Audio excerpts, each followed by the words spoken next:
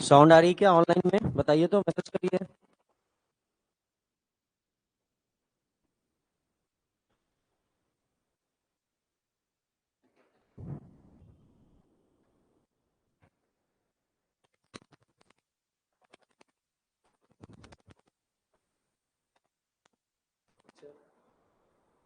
आ रही है।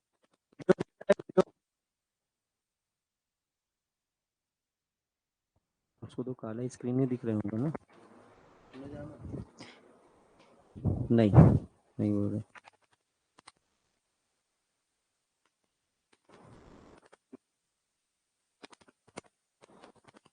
तो आ जाता है पर इसमें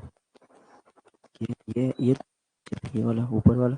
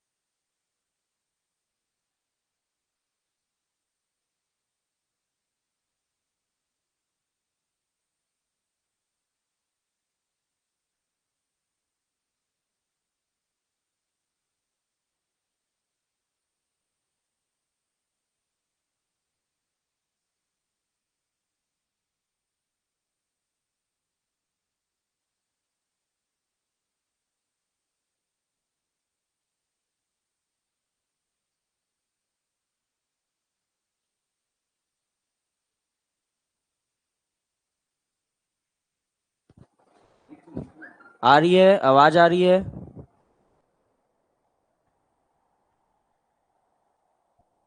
आएगी ना?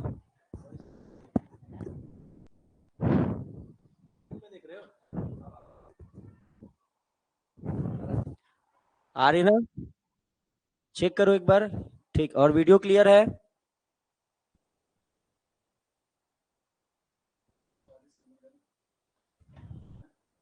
हाँ।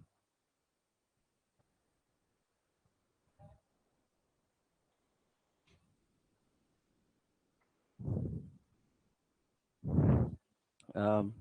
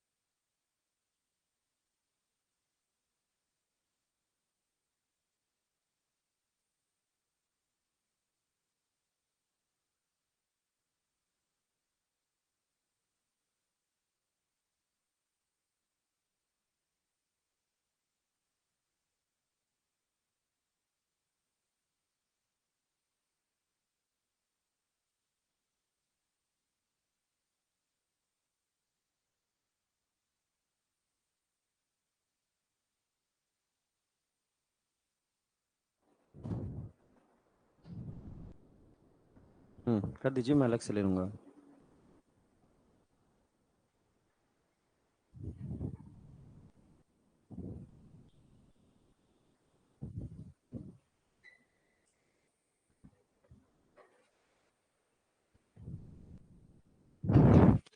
चलिए,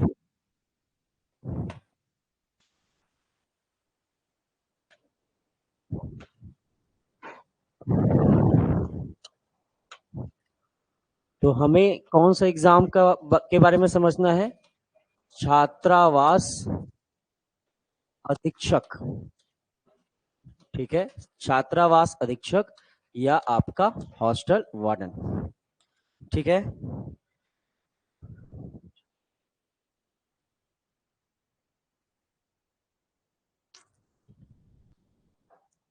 ठीक है। चलिए, देखिए, छात्रावास अधीक्षक का सिलेबस को आपको पहले समझना है और सिलेबस के साथ ही आपको क्या करना है, तैयारी करना है। तो छात्रावास अधीक्षक के बारे में सबसे पहला बात तो आपको जानना है कि ये जो एग्जाम होगा वो अंक का होगा, 150 अंक का होना। तो अभी जितने भी वैकेंसी आ रही है, जितने भी आपका एग्जाम निकाला जा रहा है, उसके लिए जो समय हमें दिया जा रहा है वो क्या है, आपका काफी कम है। और ऐसे कम समय में कैसे हमें तैयारी करना चाहिए, किन चीजों को पहले पढ़ना चाहिए, ये बहुत ज्यादा इंपॉर्टेंट है जब आप हॉस्टल वार्डन की तैयारी कर रहे हैं। क्लियर है? तो देखिए, सटीक रणनीति क्या होनी चाहिए, मतलब आपको यहाँ क्लास के अलावा भी अगर आप घर में मेहनत करेंगे तो किस चीज पर फोकस करेंगे। तो देखिए, हॉस्टल वार्डन में सबसे पहला जो आपको दिया गया है वो है आपका कौन सा विषय, कंप्यूटर। कौन सा विषय, कंप्यूटर। कंप्यूटर आपका इसमें दिया है 150 में से 50 अंक अकेले। समझ में आ रहा है? तो 33% सिलेबस तो कौन पूरा कर दे रहा है, आपका कंप्यूटर। मतलब अगर आप इसमें से 50 अंकों में से अच्छा स्कोर करते हैं तो आपकी जो प्रोबेबिलिटी है वो ज्यादा हो सकती है इस एग्जाम को पास करने का। पर इसमें एक बात उन्होंने क्लियर किया है कि इन 50 अंकों 25 अंक लाना कंपलसरी है या कि आपका अनिवार्य है। ध्यान से समझना है। मतलब कंप्यूटर इसलिए भी नहीं पढ़ना है कि 50 अंक का है, इसलिए पढ़ना है कि उसमें से 25 अंक आपके आने ही चाहिए। समझ में आ रहा है? देखो, तो क्या पढ़ना है आपको, कंप्यूटर। कंप्यूटर के बाद जो दूसरा वो आपका वेटेज है वो है आपका छत्तीसगढ़ का इतिहास। ध्यान से समझना, आपको किस पर फोकस करना चाहिए, छत्तीसगढ़ के इतिहास पर, जो कि सीधा सीधा आपको कितने अंकों का दिया गया है, आपका 20 अंकों का। समझ में आ रहा है? तो कितने हो गए आपका, 50 20 70, लगभग आप 80 के आसपास, 80% के आसपास, 80 बोलता हूँ, 60% के आसपास आप पहुंच गए हैं। क्लियर है? उसके बाद जो तीसरा सबसे महत्वपूर्ण चीज है जो आपको इसमें पढ़ना चाहिए, जनरली हम जब एग्जाम की तैयारी करते जा रहे हैं या करते हैं तो हम व्यापम की जब तैयारी करते हैं तो मैथ्स रीजनिंग को पहली प्राथमिकता देते हैं ना।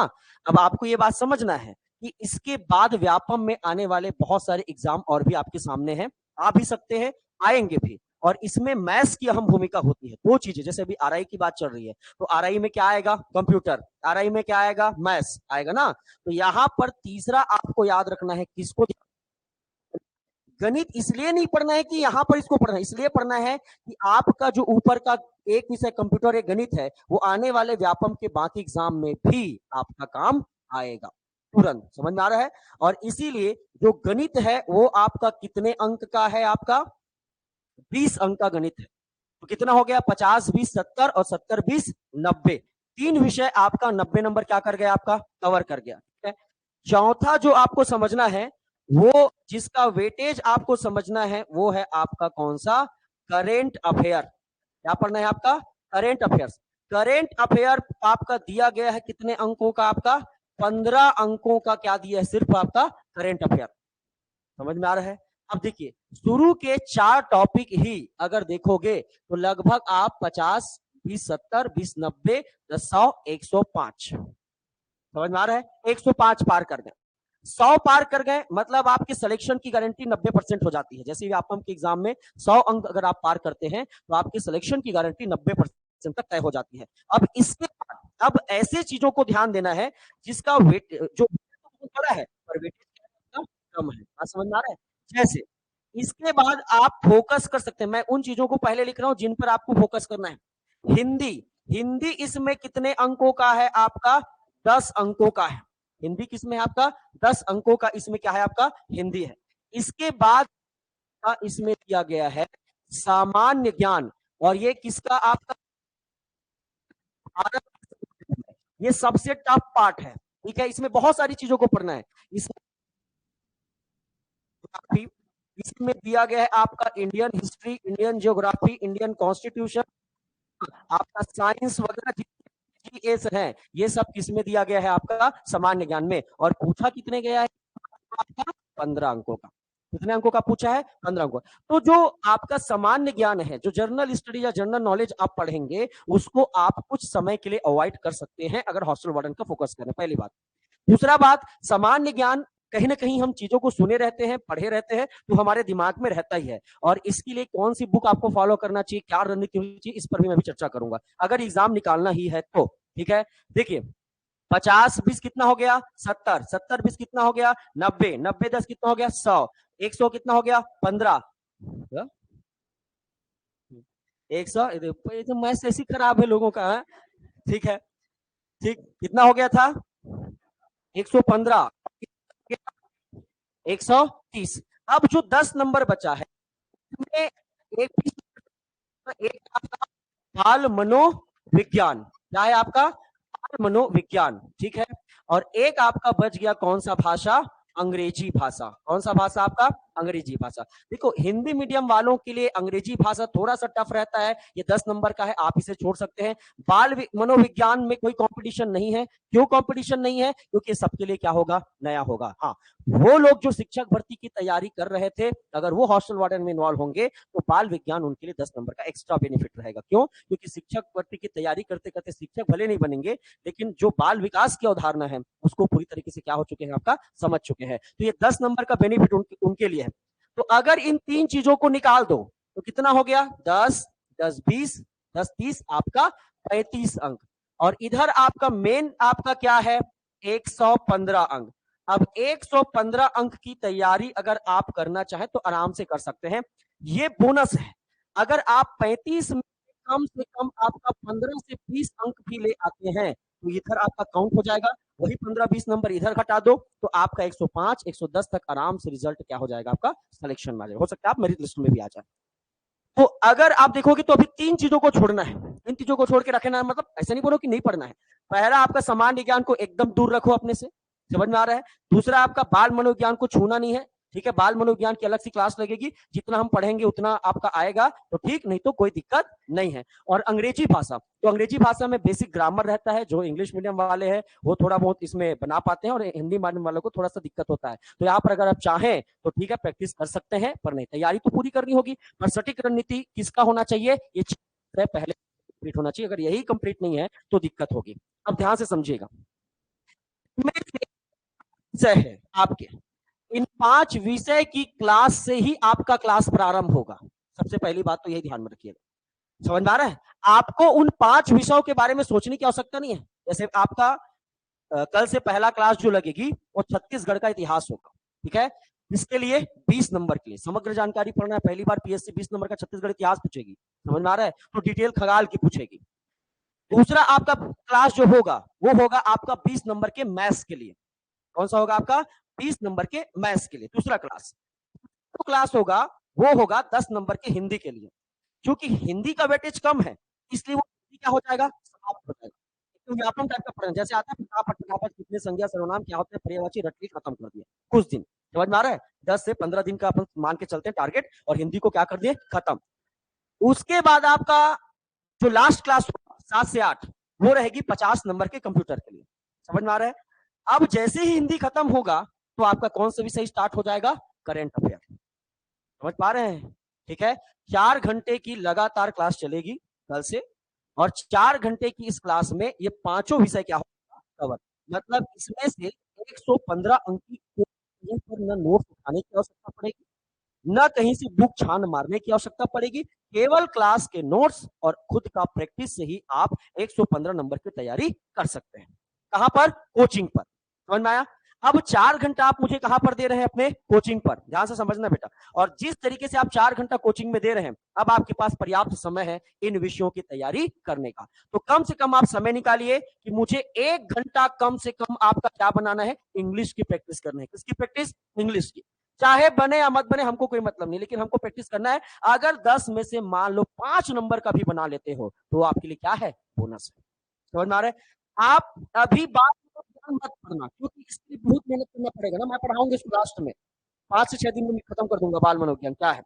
एक आपका सामान्य ज्ञान, कम से कम 2 घंटा आपको 2 विषयों को सामान्य ज्ञान को देते रहना है। कहां पर? आपका घर में। समझ में आ रहा है? और ये सामान्य ज्ञान में बार बार नहीं बोल रहा हूं कि ये केवल हॉस्टल वार्डन के लिए है। ये आने वाले एग्जाम के लिए आप तैयार हो। व्यापम का किसी भी एग्जाम में बैठोगे, इतना सिलेबस को पढ़ के फटाक से आपका एग्जाम निकल जाएगा। समझ में आ रहा है?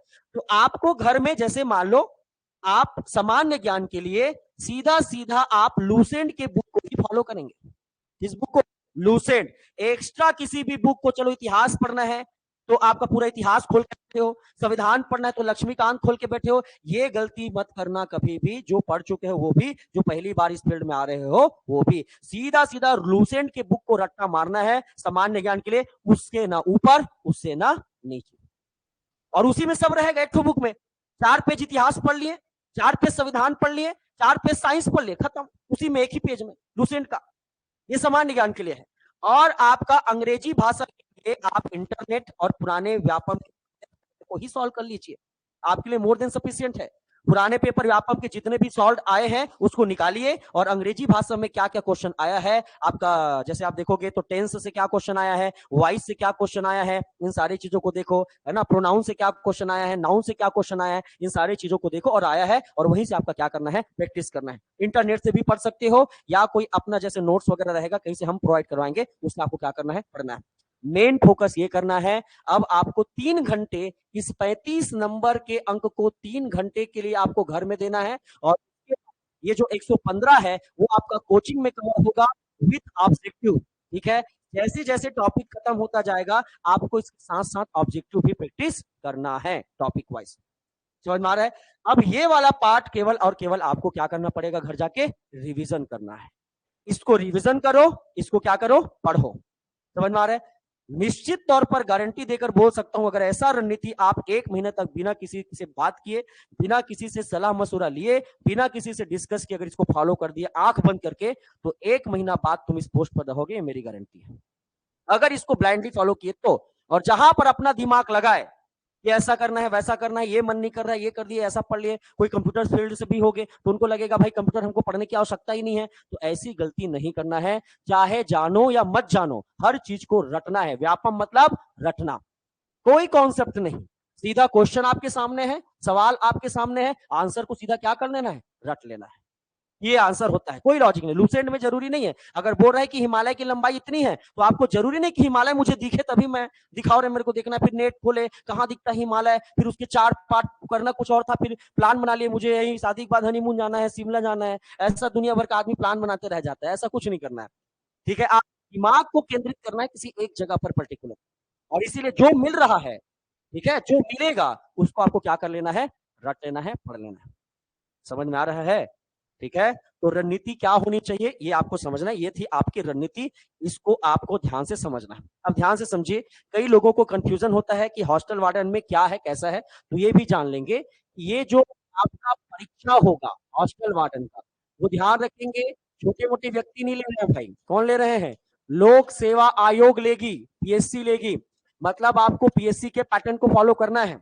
समझ में आ रहा है? अगर वो छात्रावास अधीक्षक का एग्जाम ले रही पीएससी, तो इससे पहले जो प्यून का एग्जाम हुआ था उसके लेवल को आपको चेक करना है। समझ में आ रहा है? जो प्यून का जो आपका चपरासी का भर्ती का उन्होंने लिया था, उस लेवल को आपको फॉलो करना है, क्योंकि उसी से थोड़ा 5 से 10% आपका लेवल क्या रहेगा? हाई रहेगा हॉस्टल वार्डन का। बहुत ज्यादा जैसे सीजीपीएससी होता है, एकदम आपका कूट में पूछते हैं, ऐसा नहीं, वन लाइनर ही सवाल होंगे।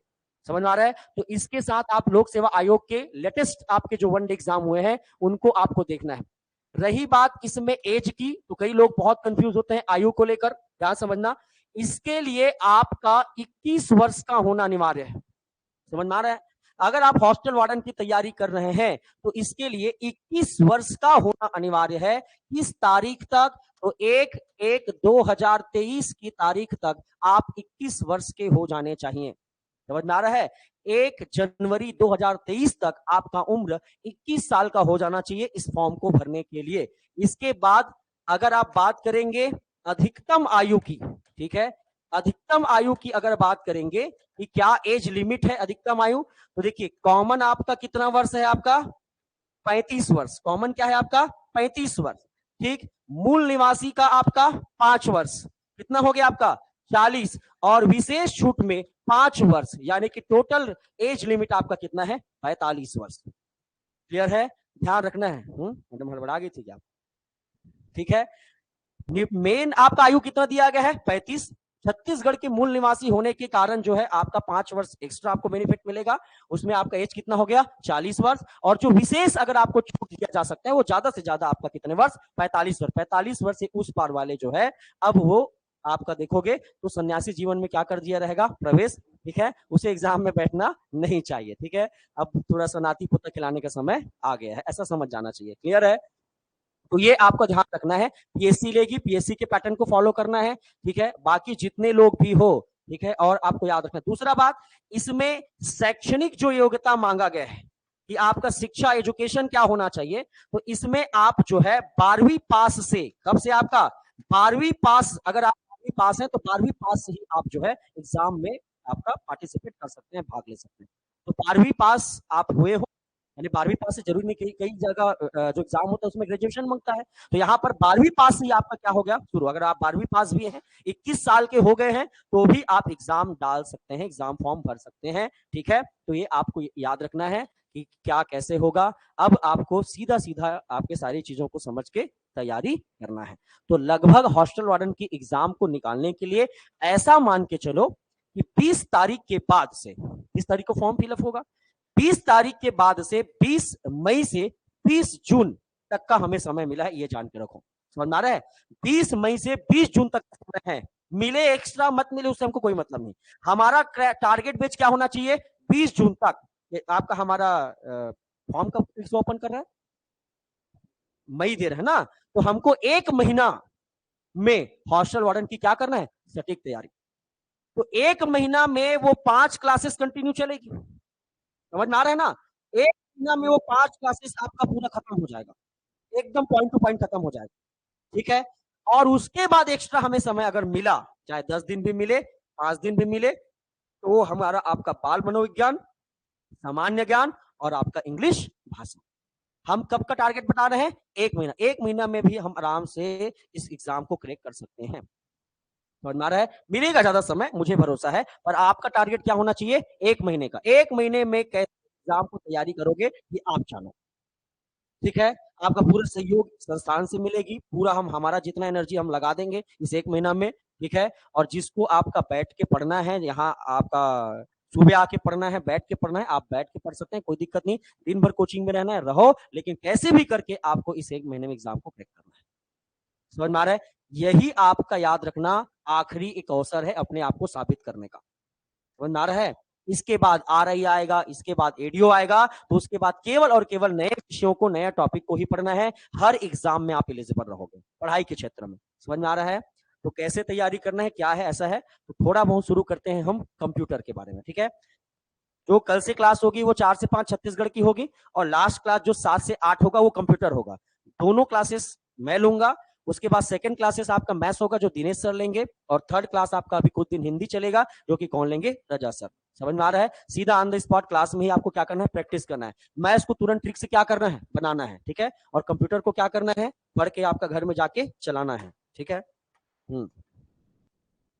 चलिए, तो आज हम शुरू करने जा रहे हैं, ठीक है, कंप्यूटर का सामान्य परिचय, जर्नल इंट्रोडक्शन जो है कंप्यूटर का सामान्य परिचय हम आज शुरू करने जा रहे हैं। बेसिक चीजों को और एक एक करके चीजों को समझेंगे। छोटी छोटी बातें हैं, छोटा छोटा क्वेश्चन बनेगा, इसी को आपको समझना है, ठीक है। कंप्यूटर सामान्य परिचय।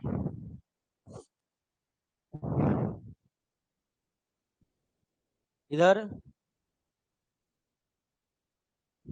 ऑनलाइन में क्लियर है? चलिए शुरू करें। देखिए, सबसे पहला आपकी सिलेबस में, हॉस्टल वार्डन में ये सिलेबस डाला गया है और आम जिंदगी में भी कंप्यूटर की आवश्यकता होती है। तो सबसे पहला आपको टर्म्स को समझना है कि कंप्यूटर की शिक्षा या कंप्यूटर का नॉलेज या जानकारी क्यों आपके लिए आवश्यक है। कंप्यूटर की जानकारी आपके लिए क्यों आवश्यक है, यहां से एक दो तीन डेफिनेशन समझिएगा। समझ में आ रहा है क्यों पढ़ना है आपको कंप्यूटर? तो याद रखना, कंप्यूटर आपको इसलिए पढ़ना है क्योंकि आपको क्या होना है, कंप्यूटर लिटरेसी या कंप्यूटर साक्षरता के लिए। ध्यान से समझना, कंप्यूटर का ज्ञान आपको इसलिए दिया जा रहा है ताकि आपको क्या हो, कंप्यूटर साक्षरता। अब कंप्यूटर साक्षरता का मतलब क्या है? तो कंप्यूटर साक्षरता का मतलब यह है कि कंप्यूटर की वर्क कैपेसिटी या कार्य क्षमता को समझना। कंप्यूटर की कार्य क्षमता को समझने के लिए आपका कंप्यूटर साक्षरता जरूरी है। कंप्यूटर को क्यों पढ़ना है, कंप्यूटर की शिक्षा क्यों आवश्यक है? कंप्यूटर साक्षरता के लिए, कंप्यूटर लिटरेसी के लिए आपको क्या इंपॉर्टेंट है, ठीक है, कंप्यूटर के बारे में आप जाने। तो आपको अगर ये पूछेगा फिर कंप्यूटर साक्षरता क्या होता है, तो कंप्यूटर की कार्य क्षमता, वर्क कैपेसिटी को समझना क्या कहलाता है, कंप्यूटर का कार्य क्षमता। तो मान लो अगर आपसे पूछे कि कंप्यूटर साक्षरता से क्या आशय है, तो कंप्यूटर साक्षरता से आशय है कंप्यूटर की कार्य क्षमता को समझना, वर्क कैपेसिटी को समझना। अब फिर डेफिनेशन बनेगा कि कंप्यूटर की कार्य क्षमता का मतलब फिर क्या है ना भाई? तो किसी व्यक्ति की कार्य क्षमता का मतलब क्या होता है कि पहला, कौन कौन सा वो काम क्या वो कर सकता है को जानना, क्या वो कर सकता है को जानना, और क्या नहीं कर सकता है को जानना। तो कंप्यूटर क्या कर सकता है, उसका उपयोग हम आपका कहां कहां पर कर सकते हैं, और कंप्यूटर से क्या काम हम नहीं कर सकते, ये जानना कंप्यूटर की कार्य क्षमता कहलाती है। कंप्यूटर का आपका वर्किंग या कैपेसिटी या वर्क कैपेसिटी जो है उसको कहते हैं। क्लियर है? तो सीधा सीधा आपको याद रखना है कि कंप्यूटर क्यों पढ़ना है, बोलोगे कंप्यूटर साक्षरता के लिए। कंप्यूटर साक्षरता क्या है? कंप्यूटर की कार्य क्षमता को समझना। जब हमें कंप्यूटर की कार्य क्षमता को समझना है तो हमें क्या जानकारी होना चाहिए, कंप्यूटर क्या कर सकता है और कंप्यूटर क्या नहीं कर सकता है, ठीक है ना? तो आज हमारे सिलेबस में हमको ये थोड़ी पढ़ना है कि कंप्यूटर क्या नहीं कर सकता है, हमें तो ये पढ़ना है कि कंप्यूटर क्या क्या कर सकता है। समझ में आ रहा है? जब वो समझ जाओगे कि कंप्यूटर क्या क्या कर सकता है, तो उसके बाद आपको ऑलरेडी समझ में आएगा अब जो बचा है वो कंप्यूटर नहीं कर सकता है। समझ में आ रहा है ना? और जैसे ही आपको ये ज्ञान हुआ कि कंप्यूटर क्या कर सकता है और क्या नहीं कर सकता, तो आपको कंप्यूटर की कार्य क्षमता को समझने में क्या हो गई, आपका जानकारी आपको मिल गई और आप क्या हो गए, कंप्यूटर साक्षरता। क्लियर है? तो चलिए हम देखते हैं कि कंप्यूटर क्या कर सकता है या कंप्यूटर की कार्य क्षमता क्या है। चलिए सबसे पहले आपको याद के परिभाषा को, इसको याद रखना है आपका, कंप्यूटर का परिभाषा। कंप्यूटर का परिभाषा सीधा समझना है, क्या है कंप्यूटर, याद रखेंगे। जैसे सामान्य परिभाषा में कंप्यूटर जो है आपका एक क्या है, स्वचालित मशीन है। ध्यान देना, यही डेफिनेशन शुरुआत में दिया रहता है हर जगह। कंप्यूटर स्वचालित मशीन है, ठीक है, जिसका कार्य है, ठीक है, गणना करना। क्या करना आपका, गणना करना, कैलकुलेशन यानी कि गणना करना। कंप्यूटर एक ऑटोमेटिक मशीन है, ठीक है, स्वचालित मशीन है जिसका कार्य क्या है, गणना करना। इसीलिए कंप्यूटर का अगर आप देखोगे तो कंप्यूटर का जो हिंदी नाम होता है वो आपका क्या होता है, संगणक। क्या होता है आपका, कंप्यूटर को हिंदी में क्या बोलेंगे, संगणक, ठीक है ना? तो कंप्यूटर एक स्वचालित मशीन है जिसका कार्य करना है, जिसका कार्य क्या है आपका, गणना करना।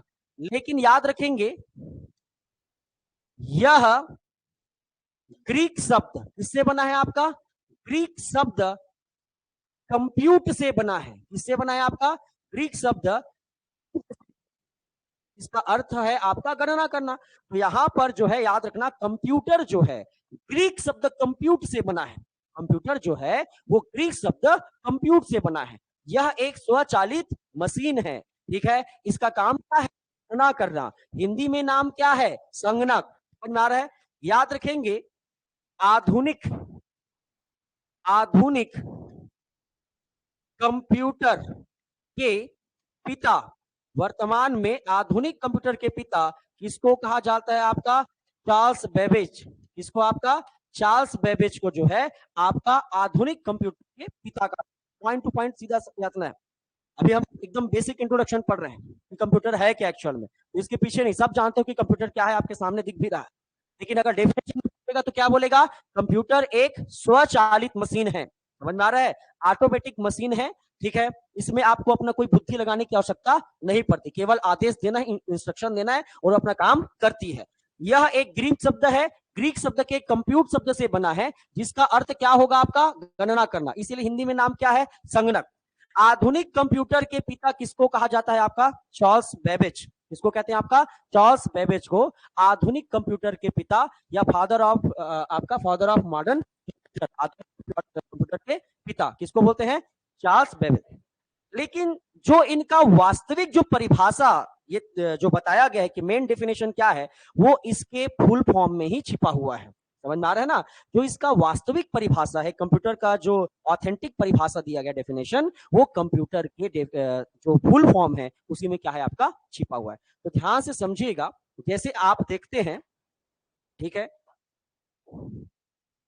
तो आप जब लिखते हैं COMP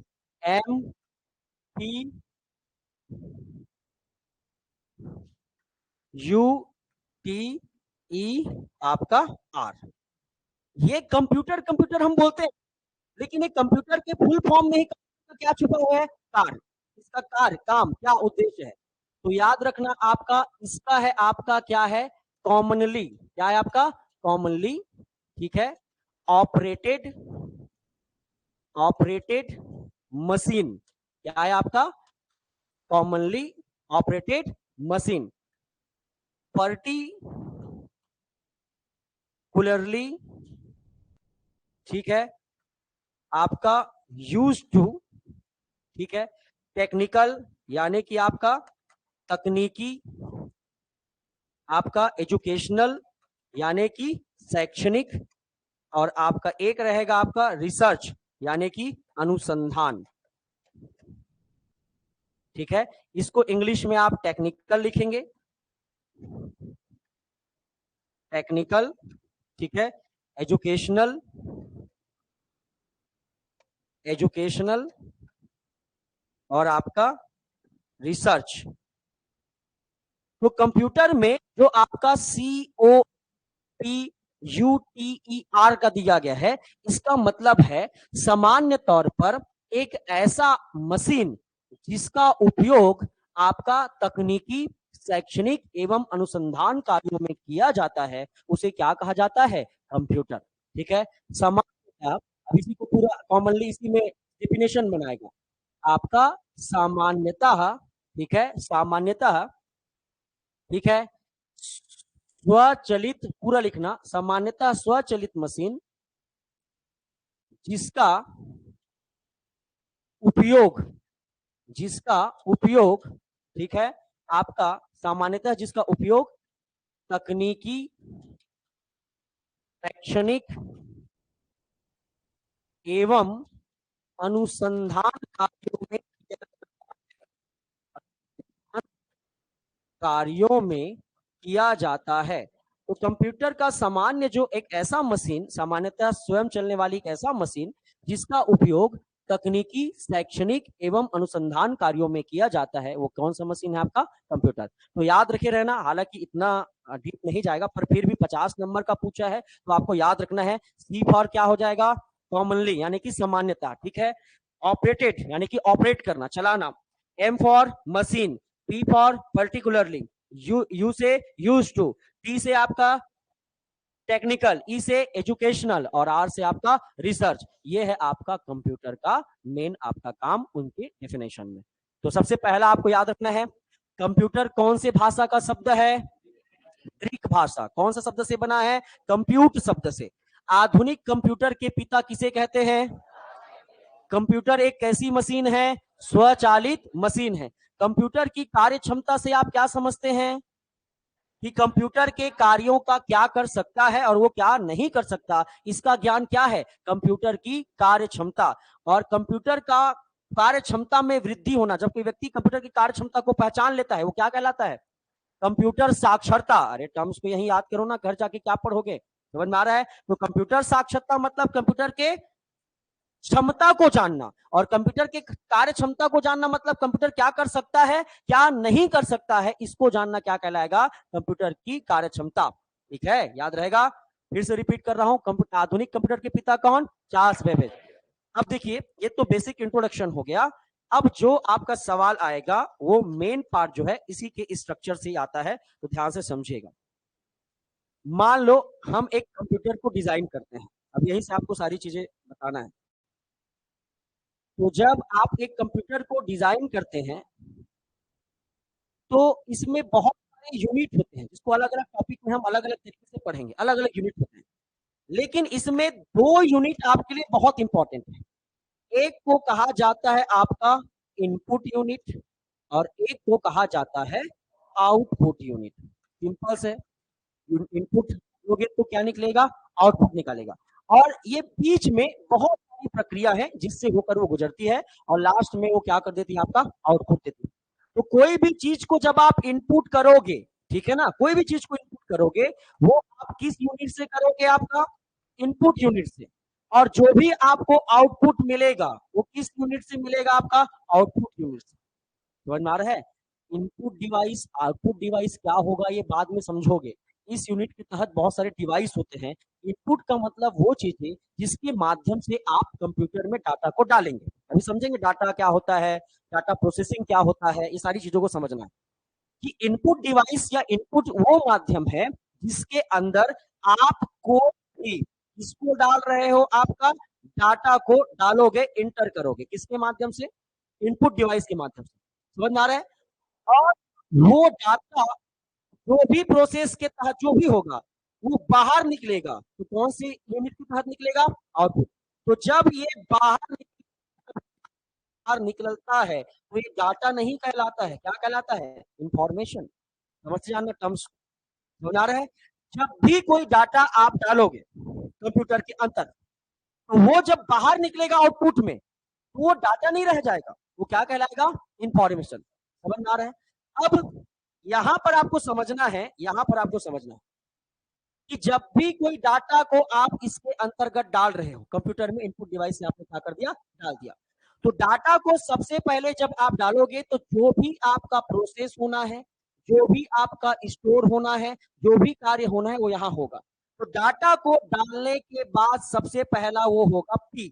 ऐसे याद रखना क्रम, पहला क्या होगा? पी।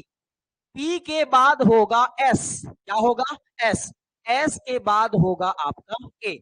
और जब पी एस ए होगा तब वो एक इंफॉर्मेशन के रूप में आउटपुट डिवाइस से बाहर निकल जाएगा। पी एस ए याद रखना है। समझ में आ रहा है? तो किसी भी इंफॉर्मेशन, मतलब किसी भी चीज को इंफॉर्मेशन में कन्वर्ट करना है, सूचना में कन्वर्ट करना है, तो जब आप डाटा को सबसे पहले इनपुट डिवाइस से आप डालोगे, तो सबसे पहला आपका क्या होगा कंप्यूटर में? प्रोसेस।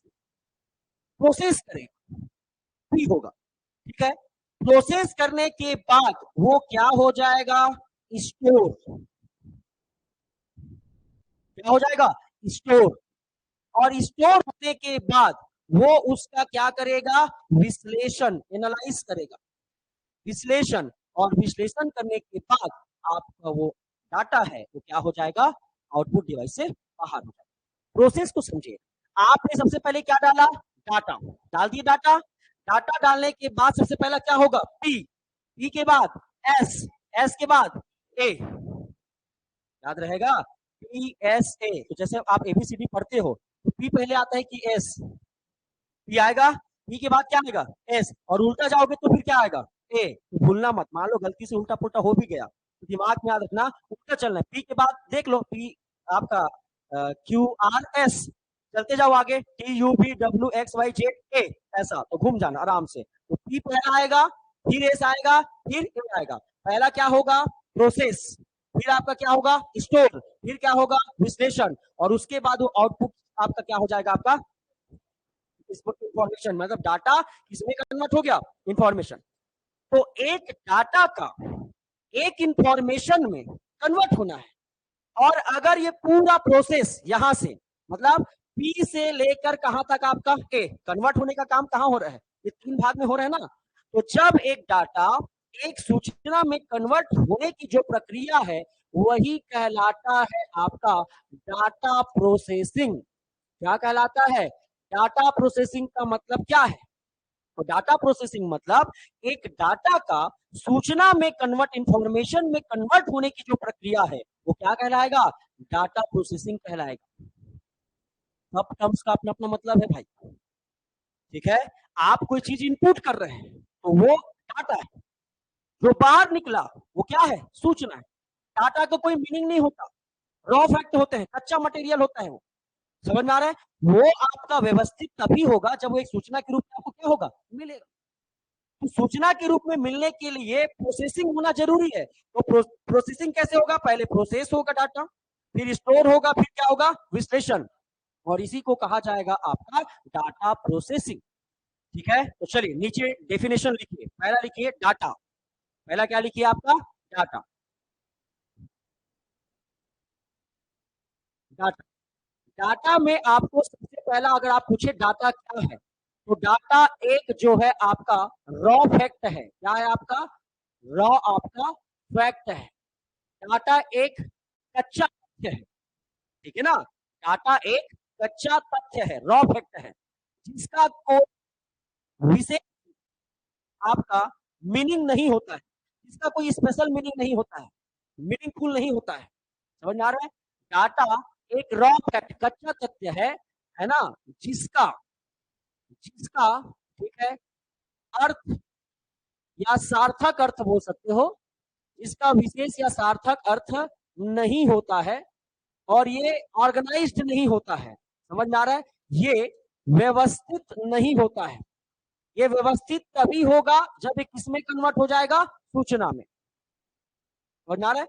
तो डाटा एक रॉ आपका फैक्ट है, कच्चा तथ्य है। ये इसका कोई ये मतलब मीनिंगफुल नहीं है, ठीक है, ये मीनिंग नहीं निकलता कुछ आपका। और ये आपका क्या है, तो ये आपका व्यवस्थित नहीं होता है। पूरा प्रोसेस होने के बाद ये जब सूचना में कन्वर्ट होगा, ये क्या हो जाएगा, व्यवस्थित। तो इसका जस्ट उल्टा ये आपका कौन हो जाएगा, इंफॉर्मेशन। इंफॉर्मेशन मतलब सूचना का मतलब है डाटा का व्यवस्थित ढंग से रूपांतरण। क्या है आपका, सूचना है। डाटा का व्यवस्थित ढंग से रूपांतरण क्या कहलाएगा, सूचना है। यह व्यवस्थित होता है, यह क्या है, व्यवस्थित होता है। और ये आपका सार्थक, यानी जिसका कोई अर्थ होता है, मीनिंगफुल होता है। समझ में आ रहा है, ये ऑर्गेनाइज्ड होता है, व्यवस्थित होता है, मीनिंगफुल होता है, सार्थक होता है।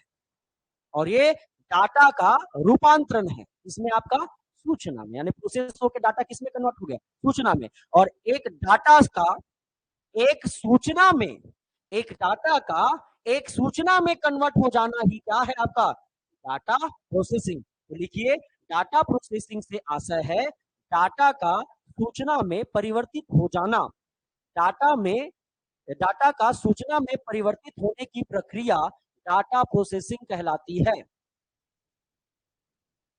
डाटा का सूचना में परिवर्तित होने की प्रक्रिया क्या कहलाती है, डाटा प्रोसेसिंग। डाटा प्रोसेस होगा ना, वही तो डाटा प्रोसेसिंग है। तो आप कोई भी चीज को अगर इस इनपुट डिवाइस से डाले हो, तो पहला क्या होगा, पी, पी के बाद एस, एस के बाद ए, मतलब पहले प्रोसेस होगा, फिर स्टोर होगा, फिर वो विश्लेषण करेगा, और डाटा को कन्वर्ट करके किसमें कन्वर्ट कर देगा, आपका इंफॉर्मेशन यानी कि सूचना।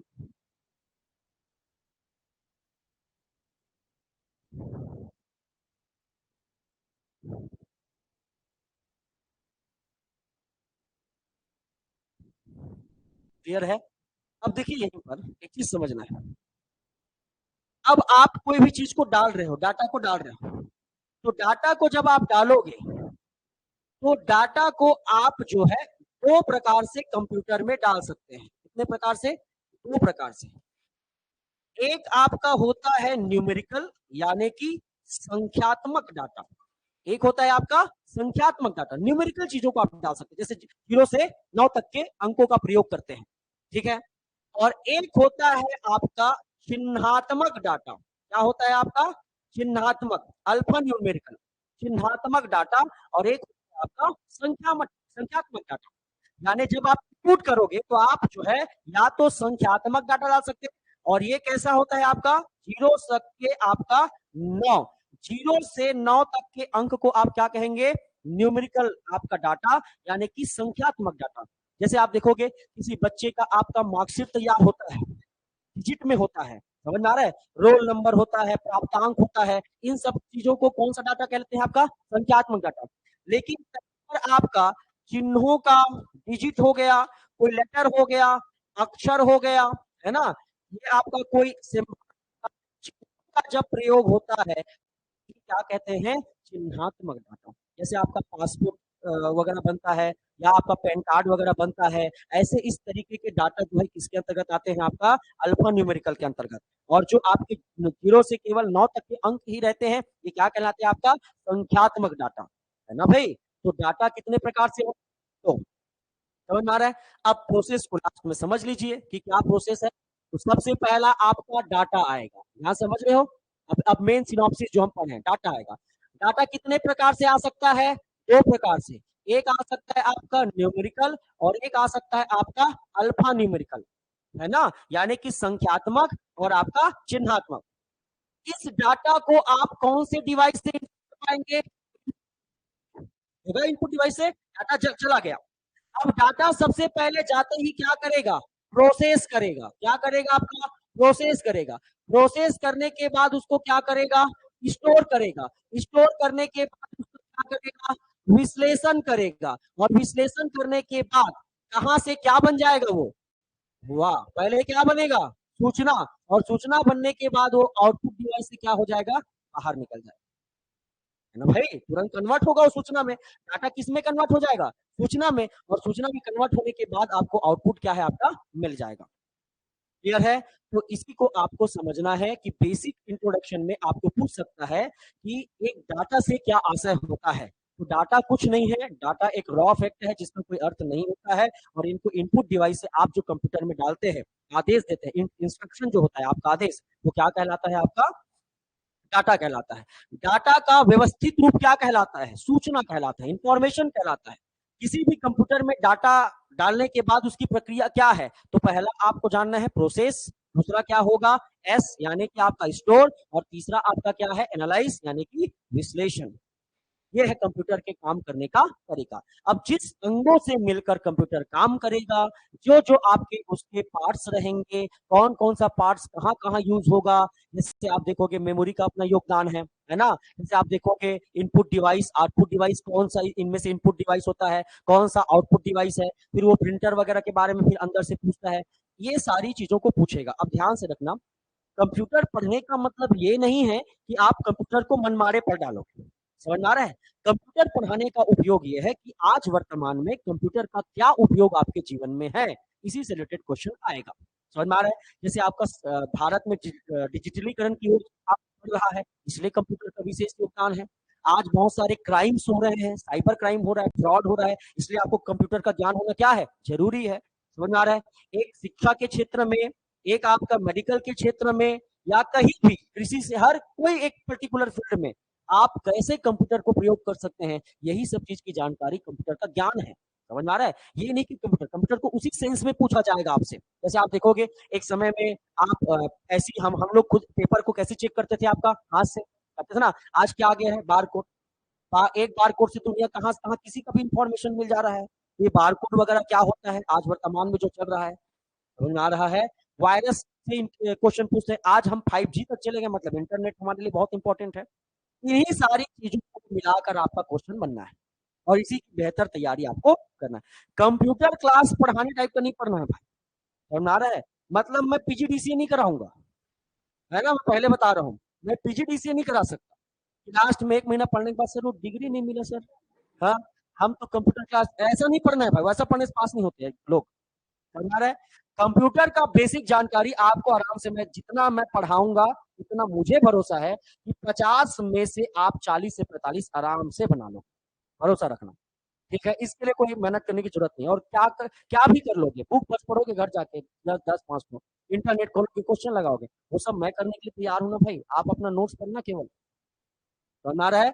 तो कल इसको पढ़ना है, कल आगे हम देखेंगे कि कंप्यूटर की कौन कौन सी विशेषताएं हैं और कंप्यूटर में कौन कौन सी कमियां हो सकती है, यही कंप्यूटर का परिचय है। और उसके बाद जो मोस्ट इंपॉर्टेंट पार्ट है कंप्यूटर का, जनरेशन, यानी कि पीढ़ी, कौन कौन सी पीढ़ी में कैसे कैसे कंप्यूटर डेवलप हुआ है, इसी को सवाल पूछता है। जैसे आपका माइक्रो प्रोसेसर कौन सी पीढ़ी में आया, है ना, आईबीएम ने मार्क 1 कब बनाया, कौन सी पीढ़ी में बना, ठीक है, पहली बार प्रयोग किए जाने वाला कंप्यूटर में कौन सा टेक्निक प्रयोग किया था, पंच कार्ड पहला किस कंप्यूटर में प्रयोग किया गया था, ये सब बेसिक सवाल आपके बनेंगे, जनरेशन से क्वेश्चन बनता है। तो उसको हम देखेंगे क्या क्या जनरेशन है। तो पहला कल 4 से 5 अपन क्या पढ़ेंगे, छत्तीसगढ़ का इतिहास, और लास्ट में 7 से 8 क्या पढ़ेंगे, कंप्यूटर। ठीक है, दोनों पैरेलल 50-20-70 नंबर का ऐसे आपका कवर होता रहेगा, बाकी जो है बीच का चलता ही रहेगा। क्लियर है? चलिए, आज थोड़ा सा इधर की वजह से लेट भी हुआ है। इधर ऑनलाइन वाले कोई दिक्कत, याद हुआ जी? हाँ, चलो एक बार फटाक से रिवीजन करो, पूरा यही याद हो जाना चाहिए। कंप्यूटर, ठीक है, कंप्यूटर साक्षरता क्या है, कंप्यूटर की कार्य क्षमता को जानना। कंप्यूटर की कार्य क्षमता क्या है, कि कंप्यूटर क्या कर सकता है और कंप्यूटर क्या नहीं कर सकता है, इसके लिए आपको कंप्यूटर को क्या करना है, जानना। तो हम पहले यही समझ लेते हैं कि कंप्यूटर क्या क्या कर सकता है, तो जो बचा वो नहीं कर सकता। समझ आ रहा है? तो उसके लिए हमने कंप्यूटर का इंट्रोडक्शन देखा। तो कंप्यूटर क्या है, एक स्वचालित मशीन है, ऑटोमेटिक मशीन है, जिसका काम क्या है, गणना करना। ये वर्ड कहां से आया, ग्रीक शब्द से, लैटिन आया, ये आया आपका स्पेनिश, ऐसा शब्द देगा। तो कहां से आया आपका, ग्रीक से। इसका अर्थ क्या है आपका, कंप्यूटर, गणना करना। हिंदी का नाम क्या है, संगणक। आधुनिक कंप्यूटर के पिता किसे कहते हैं, चार्ल्स बेबेज। यानी सही मायने में जो कंप्यूटर बना था वो किसने बनाया था, आपका चार्ल्स बेबेज ने। अभी देखेंगे पीढ़ी में कैसा कैसा बना है, क्या हुआ है, इसको देखेंगे। चार्ल्स बेबेज का नाम नहीं भूलिएगा, ठीक है। एक और पढ़ेंगे, हार्वर्ड आइकियन, 2 लोग बस जानना है। फिर उसके बाद आपका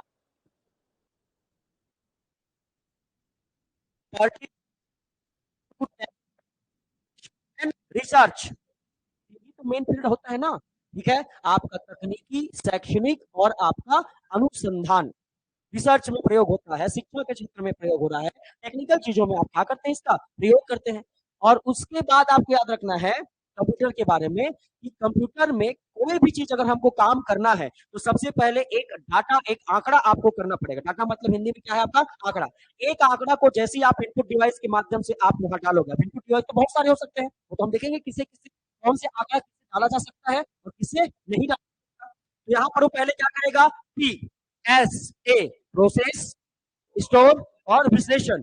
फिर ये डाटा किसमें कन्वर्ट हो जाएगा, तो डाटा से इंफॉर्मेशन में कन्वर्ट होने की प्रक्रिया क्या है, डाटा प्रोसेसिंग, और वो आउटपुट यूनिट से क्या मिल जाएगा, आ गया।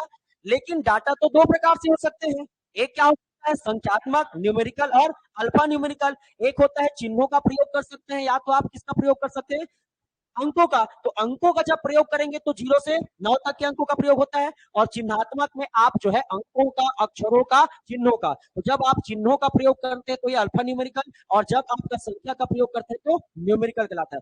यही 2 प्रकार के डाटा जब आप डालोगे तो यही बाद में किसमें कन्वर्ट होकर बाहर आएगा, सूचना में कन्वर्ट हो जाएगा। और ये बीच का जो पूरा प्रोसेस है, पी, आपका एस और ए, यही कहलाएगा डाटा प्रोसेसिंग।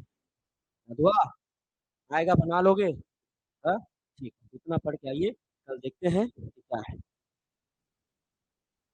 जितने भी ऑनलाइन हैं आप लोग, कल से लाइव क्लासेस 4 बजे से होगी ना जी, याद रखिएगा, 4 बजे से, क्योंकि समय कम है, छत्तीसगढ़ का इतिहास पढ़ना बहुत जरूरी है, ठीक। उसमें भी आप कम से कम 15-20 में खेल जाओगे आराम से, इसी चीजें ही आनी है। चलिए, नेक्स्ट क्लास अभी होगी, लिंक पर क्लिक कीजिएगा और जुड़ेगा।